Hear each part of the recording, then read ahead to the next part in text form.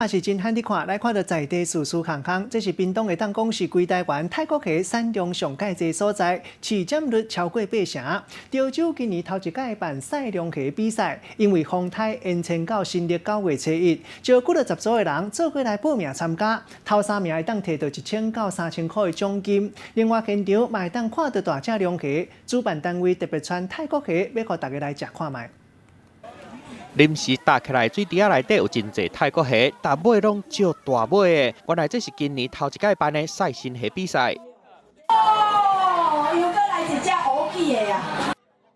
潮州的赛新虾比赛本来8月24就要伫潮州运动公园办啊，不过因为风台的关系，拖到9月初1。这届比赛有16队的人来报名参加，前3名唔但当摕到奖金，佫会当互家己饲的虾仔出名。哦，248。 248公克。比赛现场唔但有超级大尾的虾仔，主办单位嘛准备300斤的泰国虾，用4种料理的方式，互民众食好够开。